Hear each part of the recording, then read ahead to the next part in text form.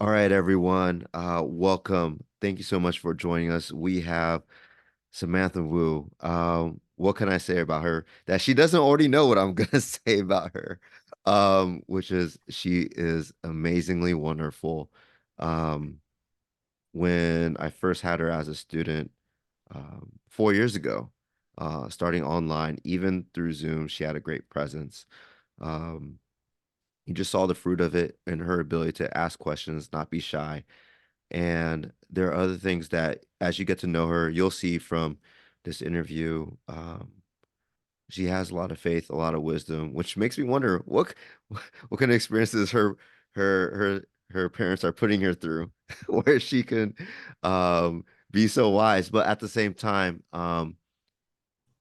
she's critical in such a positive way. It's constructive. Anyone that knows her knows that the outcome of whatever she puts forth is not to bring anyone down, but to bring more hope into the world. And so I'm grateful to have Samantha Wu um, in my classroom and in my life.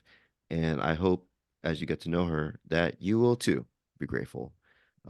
Samantha Wu, thank you so much for coming on. Yeah, thank you so much for having me. And like back to you as well. Like I'm so grateful to have had you as a teacher. So we're coming full circle. We start off on Zoom and we're gonna end on You Zoom. know. No. And I finally got Sammy back in AP Lit. I never had her like face to face in classroom. And so the stars just aligned and we got to close the loop on our story. So she is here, and one of the prerequisites on being on this podcast is show and tell. Favorite shirt, sweater, hoodie. What do you have for us? Okay. So right now I'm wearing my pen hoodie. I'll stand up so you can see it. But it's my Fire. college that I've committed to. So yeah, that's currently my favorite hoodie. And rightfully so. Congrats on getting accepted. Thank you. Passions. What are you passionate about, Samantha? So my biggest passion would be about racial justice. Mhm. And um I think that like what I'm most passionate about is, how can we empower people and how can we break down systemic barriers. I first developed my passion for racial justice during like before my freshman year of high school. It was during the Black Lives Matter movement out after the murder of George Floyd and all these stories of police brutality against African Americans being resurfaced. And I'm an artist, and I've always been an artist ever since I was little. So the way that I process things and generate ideas is through art. So I was drawing a picture of like this broken heart artwork. Mm, Um, and it's actually like right up there. But it's what it's showing is like this big broken heart. mm, And, it's like I had on the heart, there was these images of police brutality and of all these injustices that were happening. But like around the heart, I had people of all different professions, different ages, different ethnicities, patching this heart back up, mm. Wow. stitching it back up, standing on ladders and painting these images of love and reconciliation on this heart. And that was kind of when I realized that this is something that I'm passionate about doing and it's something that I want to bring to my high school. Because, going into high school, like my high school, it's not perfect, right? Although, like, there's so many opportunities that I'm so grateful to have had at Valley Christian. Like, there was some work to do when I was Yeah. going into my freshman year. And I really wanted to be part of that change Mm. and just make that vision come true. So that's really where it started, and it has grown and evolved so much over the past few years. I started a club called Diversity Matters, um, and we've just been trying to promote change on campus and Mm. promote reconciliation and just promote a lot of inclusivity. Um, and something that I can share to that end, like before my high school experience, was that when I was in elementary school, I went to this like small school that was like only 8 kids a class kind of thing. Yeah. And a lot of times, like I was the only Asian there. So I Okay. experienced Wow. a lot of exclusion, or at least that's what I perceived, Yeah. right? And those were, those were, I would say, some of the hardest times of my life. Like, even though high school is so stressful and like there's so many things going on, I would say like the worst thing is that when you feel alone or when you feel Mm. like people don't understand you. So, it was also bringing, whether consciously or not, it was bringing those experiences in and not wanting anyone to have to experience that in high school anymore, right? Um, so yeah. Thanks for sharing. I know that's tough. Science. Right. You're Yeah. into Another one of my science. passions. Yeah. With science, I wouldn't say I've always been passionate about science, but Mm. it's always been something I'm interested in, right? Yeah. Because growing up in a family where my dad's a doctor, my mom's a pharmacist, I always went to different like Galileo science camps when I was little. And, it was just so much fun to explode things, to learn about, the cell and things like that. Um, but it went from like, I think, fun to passion when I was in high school. Mm. Um, and I think that it was really a journey as well. Like I didn't always have like my two main areas of interest in Yeah. race relations and science. Like they didn't always go together. Yeah. Like I started off like just wanting research experience, as any high schooler would. Yeah. I was attending research labs in like synthetic chemistry. I was growing like human cells on petri dishes.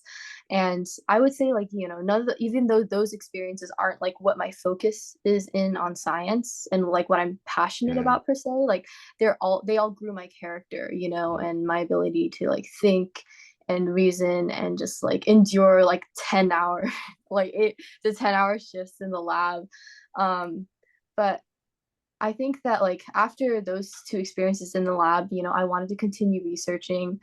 I was accepted into the SSTP program, and it was there that my mentor, the professor, he had done research on a lot of like on indigenous Mm. populations um, and tracing the spread of disease Mm. in indigenous populations. So I found his research really interesting, and I found it really interesting how, like, you through epidemiology, you could trace the oppression and the experiences of people, um, like through looking at these genetic Wow. differences or looking at the genetic differences in viral sequences. So I really found it interesting how you could trace the human experience through biology. So that's something I became passionate about. And, I just kept reading articles about it, Mm. seeking out opportunities. And what I really became interested from that point was um, I was interested in how, like, there's so many health disparities that are specific to people Mm. of color Yeah. communities today. Like, there's such high rates of diabetes Mm-hmm. and mental health issues like depression and cancer. And I was just wondering, like, does the historical trauma that these people have Mm. experienced, whether it was through the centuries of enslavement or genocide Yeah. against Native Americans, like could those have directly impacted the Mm. health of populations generations later? And as I kind of like thought about these questions and was like reading research papers Mm-hmm. on these, kind of like the ethical question was in the back of my mind that like if you are trying to find an answer to like how does historical Mm. oppression lead to present day disparities, well, like do these communities want to be labeled as like quote unquote damaged by the Mm. historical trauma that Yeah. they faced, right? Is Yeah. that taking away people's agency? Yeah. Is that taking away Mm. their ability to like dream of a better future, Yeah. right? So that interestingly led me to be really interested in human breast milk. And I never thought, like before I was actually going to a research lab where the professor was looking at how systemic injustices can affect the health of marginalized Mm. communities. Yeah. And when I went to her lab, she has like a lot of different projects that are available. But actually, like the one I gravitated towards was her project on breast milk. And before that point, like I had known nothing about breastfeeding or breast Yeah. milk Yeah. or Yeah. anything Yeah. like Yeah. that. Yeah. Like Yeah. I didn't even know like what was in there, right? Yeah. But I was just so fascinated by how a mother in like in a metaphorical and like literal Yeah. way can empower her infant through all these biological components in Yeah. her breast milk and literally program her infant for success, right? Mm, But it also like in a way reconciled a lot of the ethical questions that I had like related to research in marginalized communities. yeah. Like I was always wondering actually like even before I went to this lab, I was wondering like if hate and racism and oppression can cause these disparities or lead to these disparities, then can love, Mm, and community repair what has happened and allow people to be empowered and thrive, right? And can something like so intrinsic to human beings and to um to a culture or community, can that be leveraged to empower this community? um so yeah, I saw these kinds of qualities in breast milk, and it's actually like breast milk is something that it hasn't been researched that much. yeah. The Wow. methodology, it's really scrambled right now. Like results are not consistent. We're not in that kind of stage yet. Yeah, yeah, yeah, But I'm just happy to be part of the process for yeah. uncovering this like new way of looking at human empowerment. So that's kind of what I'm passionate about, and like how these two passions kind of converged over the years. Now on in regards to the science part of it, obviously, knowing your parents' background, they didn't force you. I mean, like, no, no pressure, No, nothing. not really. Yeah. Yeah, I don't they never pressured me into, like I want to be a doctor one day, but Yeah, that's not because my dad pressured me at all. Like a lot yeah, of yeah, times he's actually like, why do you want to be a doctor? It's so stressful. Why do you want to go through school for that many more years? Like you should enjoy your life. But I wonder that too sometimes. Like, why do I want to do this? But I think that, hearing the stories that he yeah, yeah. shares about how he saves people's Hmm. lives, and also like as a Christian, it's so cool to hear about these miracles that happen to his Yeah, patients. Patients who there's one patient who was having a stroke and they got it on like the records later. yeah, Like yeah, she yeah, had a stroke at her home, but she just said like God help me. Like she was an elderly lady and she just said God help me, and she was instantly healed. They called 911 and they screened her. She was doing perfectly fine, but they did detect that she did have a stroke. So she shouldn't have been doing fine. And just like hearing about these miracles yeah. that happen in his workplace were absolutely like, it's like something that I want to witness as well. And like Mm, seeing him being able to encourage his patients, like medicine is so much more than just prescribing pills to people. yeah, It's like encouraging them, yeah, because it's the patient's decision whether they will take the pill or not. Like so a lot of patients, if you don't convince them, if you don't show them that you care about them and your empathy towards them, they're not yeah, going to listen to you, yeah. right? You have to show these kinds of things. You have to be culturally sensitive. You have to be encouraging to them, Mm. and you gotta, share Christ's love with them. So I feel like that's something, a career that, I want to do, and just be able to make a really like tangible impact in people's lives. Is there a pivotal moment in your life that shaped you to who you are right now? Obviously you shared about George Floyd. Are there any other moments? Um, I think that one especially pivotal piv- pivotal Pivotal. moment. It's late. Um, it was when I traveled for the first time to the Pine Ridge Reservation. Mm, And I talk about this so much, but it's because it's like it's a moment that really shaped yeah. like what I feel is like our purpose here on Earth. It's like seeing like the Pine Ridge Reservation, just to give some background if you haven't already heard it from Hmm. me. But it's the second largest Native American reservation in the United States, Mm, where the Lakota people live, and it is also one of the poorest areas in the United States. And it has an 80% unemployment rate, but some sources would even say a 90% unemployment rate. The life expectancy is 50 years. And it's just insane that this kind of situation is happening in the US. And like I said before, this relates to the idea of like what I was wondering, like, how does historical oppression and injustice, like you can see the effects of this so clearly on the reservation. yeah. um and yeah, when I visited there, it was just so eye-opening to me, like as someone who has always lived in the Bay Area, which is such like, surrounded by so many opportunities there. um, I just learned that the kids that are, or the students and kids that are living there, they grow up with almost no opportunities.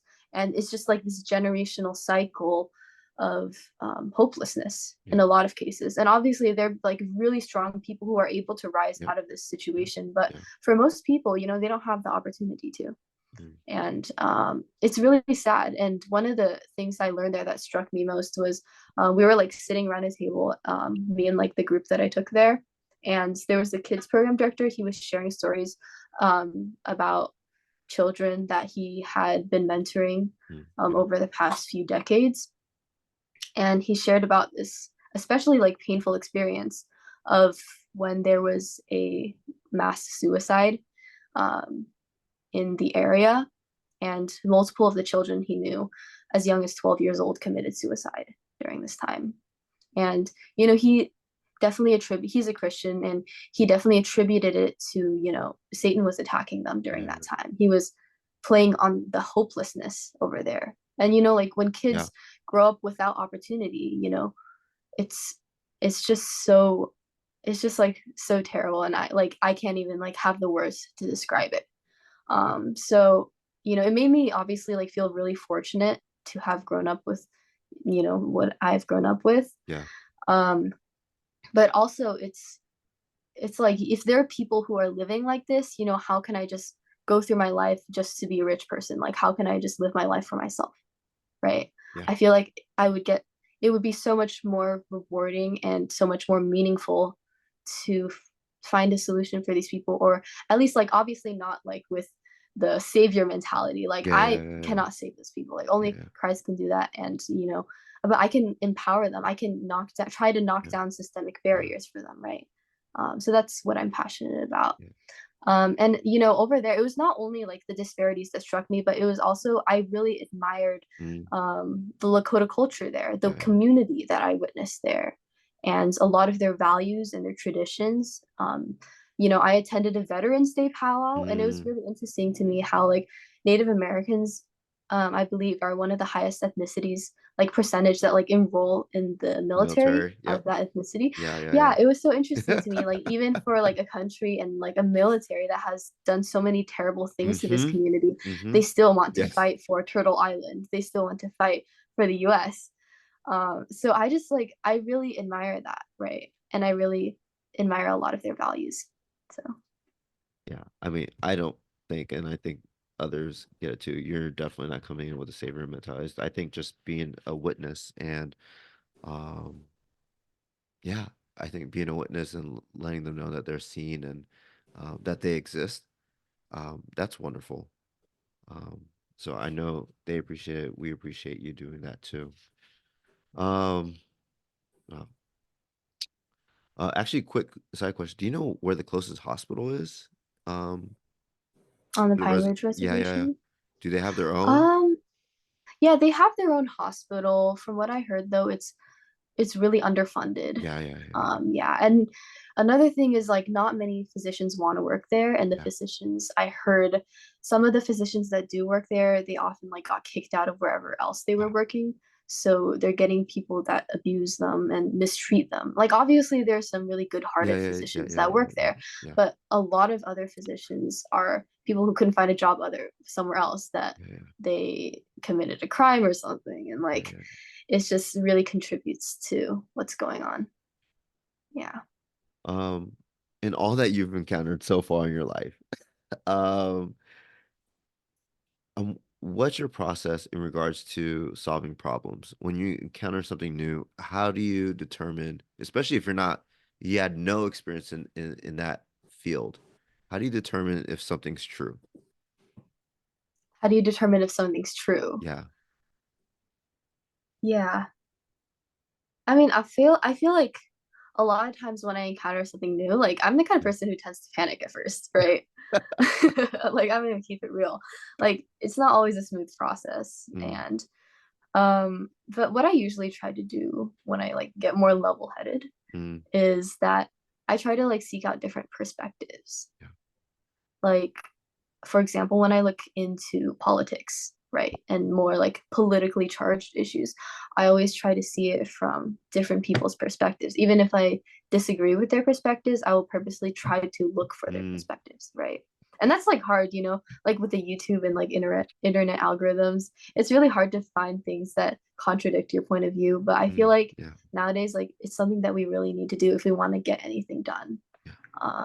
So, and I feel like for me, like I do believe like there's absolute truth, but only God knows it, right? Mm. And as humans, like we can only pray and we can also only like make approximations of the truth. So I think that we should always be open to our understanding growing and always open to understanding the experience of other people. So How are you handling ChatGPT? Have you used ChatGPT? What's your thoughts on it? yeah, I think I honestly think that like if you tried to write an essay with ChatGPT, like some people be able to know it instant. That's my opinion. Like, um, but I think like ChatGPT it allows you to have a lot of fun. Like you could be like, write me a poem about blah blah blah blah blah, and they'll write it for you. Like, you know. Um, but I think it's also like a good way to organize your thoughts Mm, sometimes. yeah. Like sometimes I will want to convey something, like I'll have it in my mind, Mm, but then I can like only like, list it out in terms of like words and phrases and things like that. But I'm okay. having trouble like consolidating in Yeah, my yeah, yeah, yeah. mind. Then I go to ChatGPT is like, form a paragraph about this, Oh, okay. right? And then just like reading that paragraph, Mm, um, it really helps me like sort things out sometimes. But yeah, but I think like obviously like you do have to be careful with ChatGPT mm. because it spit out a lot of wrong answers. So yeah, but I think it's really cool that you've been able to invent something like that. Yeah, yeah. We live in a very interesting time. Yeah. Uh, how do you personally handle failure or setbacks? How do you turn them into stepping stones? Hmm. Honestly, like a lot of times it results in a lot of emotional turmoil. Yeah, I tend to like blame myself a lot.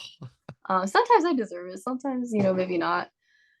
But I think like honestly, like the only thing that gets me through it is prayer. mm, Like um like sometimes when I feel like it's like such disappointment or sadness, like that I feel like, how can anything good come out of this? Like, you know, um I just like turn to prayer and I just ask God like just help me like decide what to do with this moment. Like help me decide what should I do next. Um and I think that like God is a God that is okay with you like feeling those emotions. Like he doesn't judge you for blaming yourself. He doesn't judge you um for doing stupid things because you're like emotionally deranged at the moment, right? Like I think that God is like he listens to you mm, and he is really understanding. He lets you have those moments um and every time, I've felt sad or like felt like a failure at certain times. I feel like God has always turned it into something good and always like given me some comfortable like or like mm. comforting epiphany and new understanding about something. So yeah, for me it's definitely through prayer and for just telling God like it's like when I pray, like when I'm sad, Mm. like I'm not just like thank you God. Like sometimes, I'm not strong enough to do that. But it's just like telling God, like honestly, just like, okay, just take me wherever you Yeah, want me to be. Yeah. I think that's a great way to put it.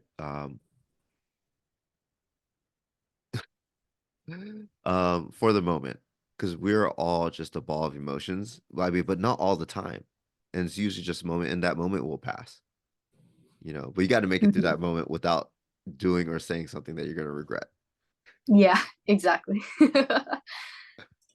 What's advice you'd give to someone who'd want to follow in your footsteps, in regards to racial justice or science? um, I would say like never be afraid to reach out to people, Mm, or never be afraid to be in places like you've never been in. Like, yeah, like if you, for example, in Valley Christian, like if you want to go to a club, hmm. or like whether that be a cultural club or an interest club or whatever, and if you don't have any friends in that club, if you Yeah. know absolutely no one, then like you should definitely go. Like that should be something that prompts you to go, Mm, because yeah. that way you can meet new people and you can diversify your experiences. And that's one of the biggest things about racial reconciliation and racial justice is, first of all, like just getting to know different people's actual experiences, because that's something that you can't find from just reading some news articles or like, you know, those kinds of things. Like you have to actually interact with a lot of different people and expand your Mm, network and be willing to do that. And I would also say, like, along the same line, like, never be afraid to approach people with, any questions you have, or just like to let them know your presence, right? yeah. Um, I know, like, for example, a lot of times, like, if you have a new teacher at the beginning of the year, Mm, it can like sometimes be intimidating to like approach them or ask them questions. Or if there's like a guest speaker mm, sometime, or some researcher that you really want to talk to at a conference, like, never be afraid to just go ahead and talk to them, yeah. right? Because a lot of the valuable like connections and insight that I've gained are from those Yeah. interactions, from when I go out of my comfort zone. Um, so yeah. That's great advice. In regards to finding out, about the reservation or the research you conducted, or even starting the Diversity Matters Club, um, who gave you permission? Like, where did you just do it? I mean, like, uh, where did you Like find the what courage? prompted me to do it. Yeah, because usually things are like handed down or a parent does it for you. Um, Hmm. but it seems like you're a trailblazer. You carve your own path. Like, what did you do? You just ran Google search? Like,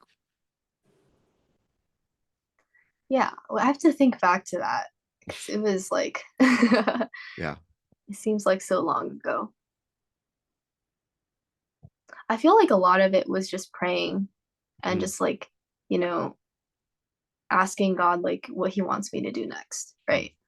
And I feel like a lot of like, have like I've had the privilege of growing up at a church, yeah. from before I was even born, like when I was in my mom's womb. I just went to my church, right? But I feel like a lot of the messages that I really like from church is the ability to be courageous and just be out there and just like do what God wants you to do, even if you don't feel like you're qualified for it or Mm, whatever. Just like setting those fears aside and just saying, like, I want to do what God wants me to do, right? And I feel like it was that way with Diversity Matters. Like, obviously, I did not start Diversity Matters by myself. There were mm, so many like upperclassmen that I reached out to that okay. helped me lay the foundation for this club.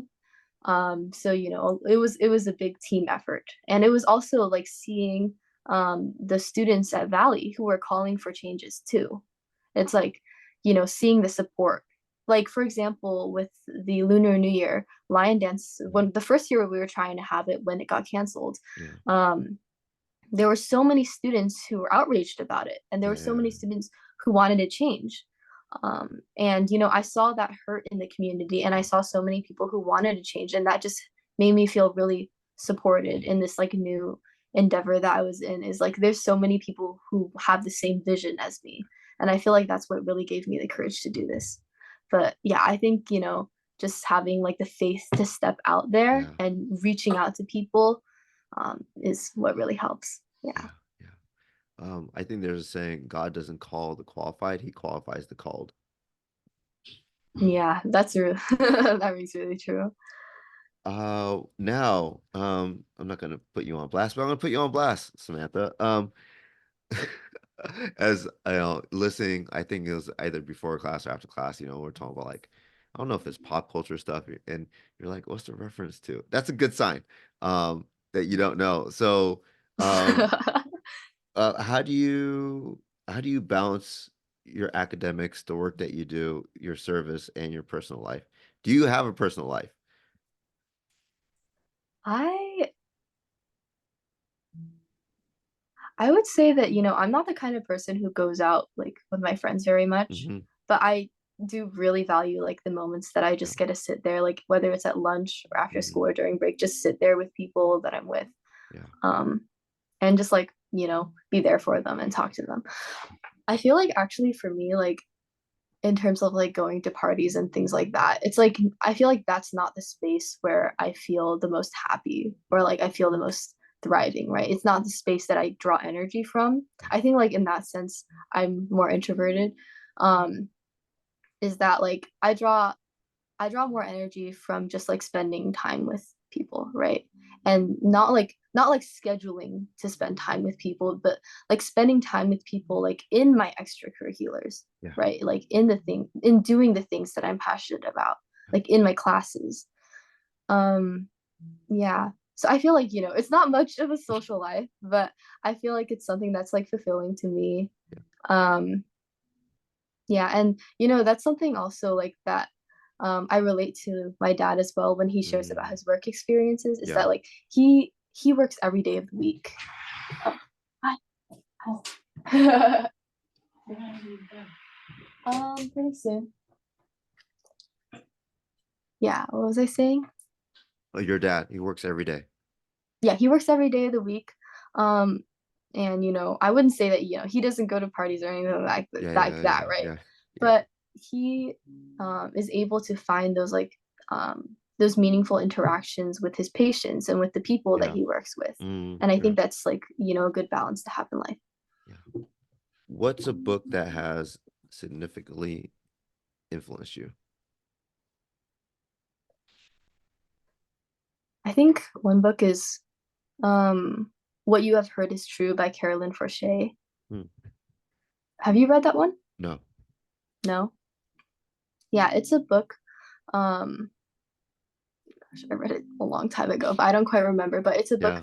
where she's a writer and Hmm. she is following these activists who are Hmm. trying to promote change in Wow.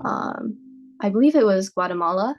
Hmm. There was a revolution going on, so she herself was like in so many dangerous situations, and um, I think that it was just like really fascinating to see how she just like stuck with the project, how she like continued to Hmm. reveal what was happening to these people, Yeah. and even like amidst all the danger that she was facing. And it was also just like a really well written book too. So, Um, how do you define success? Like, not talking about like an English paper or anything, but how do you know when something's finished? How do you how do you, how do you let it go? Um, like a speech that you wrote. hmm. I feel like a lot of times it's like never really finished. It's like there's always something I could add to it. Like if I had all the time in the world, I would keep adding to it and changing it. And sometimes it would get worse. Like as I've discovered with the college application process, the more I edit it, sometimes it gets worse, right? It's like a bell curve. But I think that like, yeah, I feel like there could be no end, but the only like limiting factor is time Mm, a lot of times. yeah, So yeah. What do you see as the, what do you see in regards to the ethical implications about the future work you want to do? hmm. Yeah, so in the future, I want to be a physician, and I'm not sure like in what field yet. Yeah, Um, I think one of the biggest ethical implications, like also has to do with time, is that like you block out these 15-minute segments to spend with your patient, yeah, but also like that feels like really, it can feel like a lot less personal sometimes, right? And like just like this really sterile, like aseptic way um that like the medical industry runs sometimes is like yeah, really ineffective, right? Because if you are brushing off the patient, if you are rushing through the things that you have to do, then the patient is not going to listen to you. The care is yeah, not going to be affected. You might as well just not spend the time doing it a lot yeah, of times, right? So I think that something I want to learn more about is how can people's culture be integrated into medicine? How yeah, can you integrate traditional cultural remedies? Because I actually have like a lot of respect for cultural remedies in mm, medicine because those are things that have like withstood the test of time. yeah, They've worked for communities for generations. We yeah, shouldn't discount them. So I would be interested in looking more into that more. So How do you stay motivated and focused with senioritis? Do you have senioritis? uh I like to think that I don't, but I feel like I feel like my level of focus and like has disagreed with that. But yeah, that's something I'm currently battling right now. Um, I feel like, my focuses has changed in a lot of Mhm. times, in Yeah. a lot of ways. Like I'm focusing more on myself too, like getting more sleep, taking care of myself more, getting exercise, all those kinds of things. Um, so I think like my focus has shifted more and over break, I just spent the 2 weeks like doing basically nothing. Good. And like I kind of got tired of that. It was like really nice. I needed it, but I got tired of that. Yes. Yeah. So Yeah. now it's like that kind of has remedied like the worst of senioritis, I hope. Mm. But yeah. What's a misconception people have had about you? Is there anything? Hmm.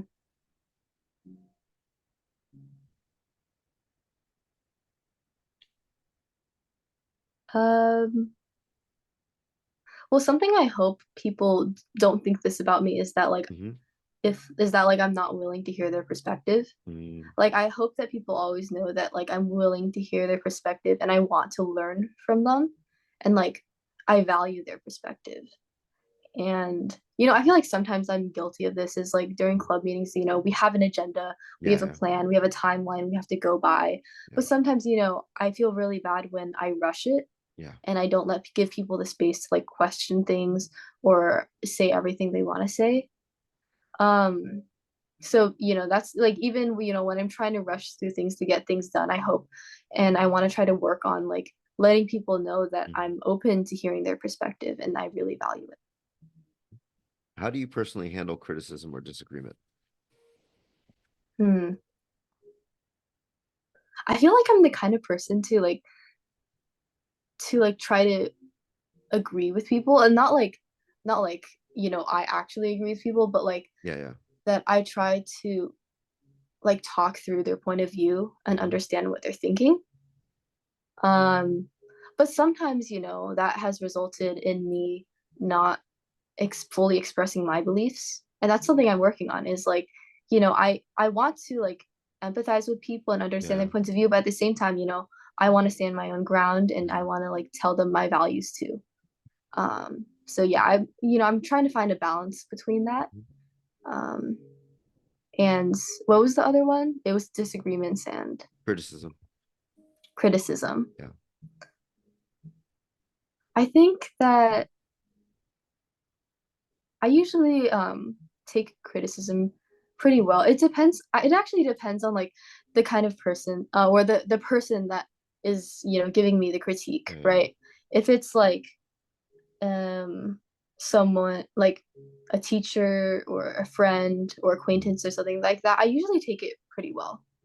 Um, but if it's like someone who's really close to me, like especially like my family members, Okay. um, I feel like a lot of times I'm guilty of brushing them off and just Wow. like being like, ugh, I like, I don't want to hear this again, right? Kind Yeah. of thing. But I feel like, a lot of times I should stop more and just think about what they're saying and like not take take it like that heavily. Yeah. Yeah. Yeah. What's something, an idea or concept that excites you right now? Hmm. What is an idea that excites me?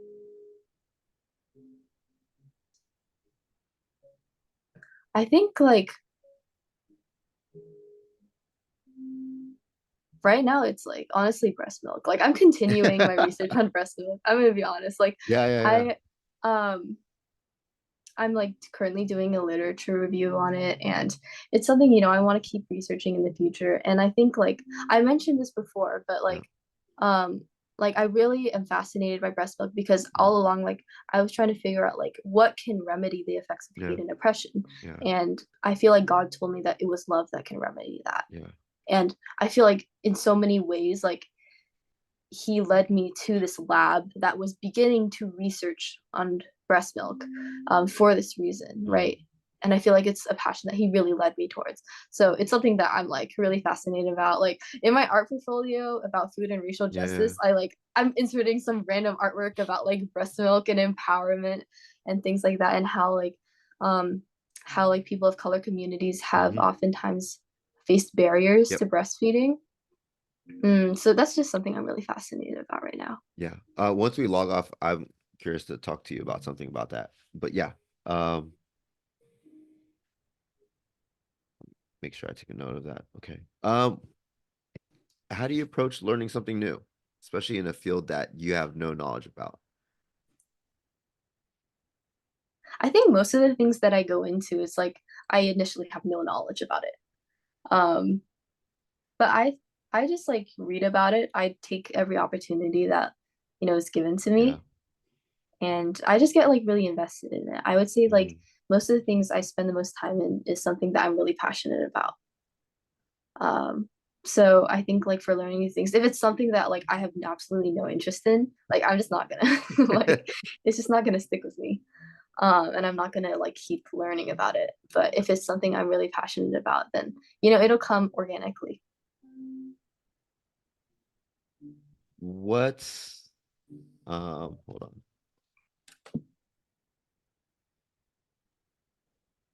What is a question you wish people would ask themselves more often?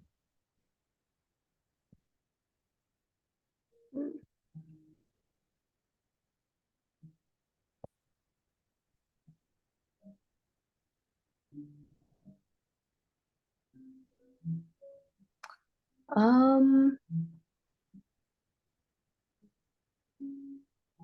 I think it's specifically like for the Christian community that Mm, I'm part of. Um, it's the question of like how can I be more welcoming to people, mm, and how can I like have more empathy for people, yeah, and not just like being welcoming out of like obligation, or like because oftentimes that will come across as fake, yeah. right?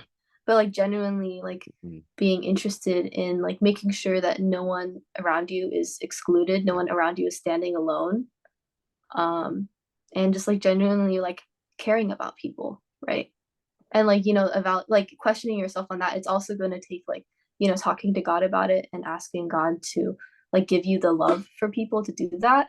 But especially for the Christian community, I feel like just always looking out for people, and not only just people like in your circle, but people like anyone who's around you, right? Just looking out for people would be dramatic, like cause a dramatic transformation. yeah. Um, in regards to your church community or serving on a reservation or in the world of science, how do you see your work impacting your community in the long run? um Well, like going back to my experiences from like when I was little, like, I don't want anyone to feel excluded. I don't want Yeah, anyone's anything someone really values to be like yeah, invalidated, yeah, right? And I feel like that's what I really care about the most is like because when people feel like excluded or invalidated, it's like it creates a lot of barriers for people, and it like lowers the amount of opportunities for people. So I think that that's something I'm really passionate about is like making people feel included and welcomed into whatever community that they're trying to be a part of. right. Besides breast milk and graduating from high school, what's a dream or goal you're currently working towards? Mm, I'm currently learning ballet. I started Oh, last week. oh, Yeah, huh? I did ballet What? like 10 years ago when I was little, and I didn't really like it that much. But I told myself that I wanted to try something new. Hmm. Yeah, yeah, So, yeah. I feel like, yeah, I'm going with my sister like to her ballet class, and it's been fun. It's been like super tiring, and I think I like almost pulled a muscle, but I it's been fun. That's cool. That's really cool. All right, we are down to the last four questions. Okay. What is depression?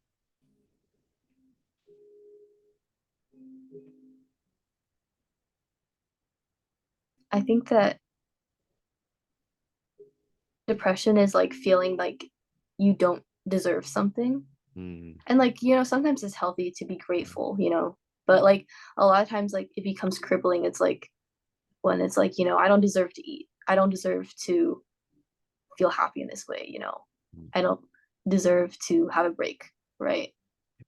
And like a lot of times like when you're depressed, like you don't want to go out of that because you're like, why would I be mm, happy when I don't deserve it?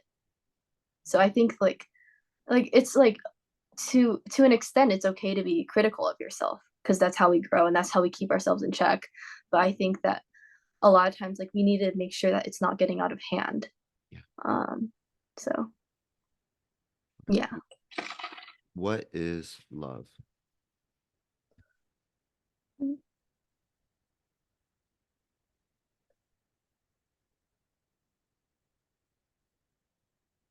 I think like, I mean, I would say like fundamentally like love is God, love is Mm, Jesus and what he did for us. um and I think like we also express that in like when we give to other people without expecting anything back, right? Like, and I feel like a lot of times, um especially like in the adult world and stuff, it's like we form relationships in order to get something out of it. um but I think love is like the opposite of that. It's it's just doing things because you care about another person mm. and you genuinely like want them to feel better, or you genuinely like um yeah, you just genuinely care about them. So What is the meaning of life?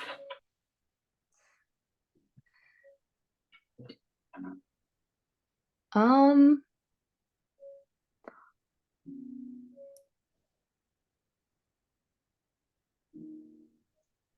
I think the meaning of life is actually like different for everyone depending on what God calls them to, right?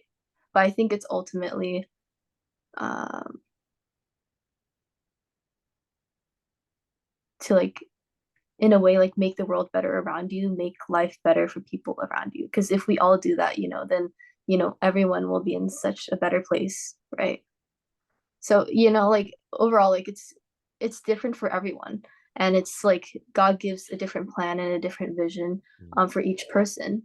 But it's just following God's calling and making sure to love people along the way and care for people. So yeah.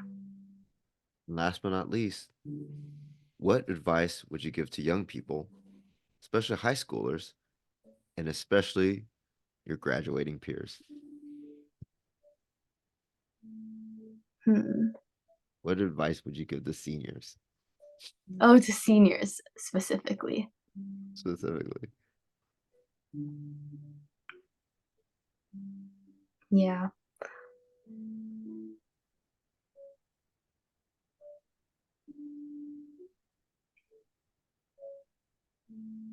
I would say that like first of all, like, this semester is your semester to try new things.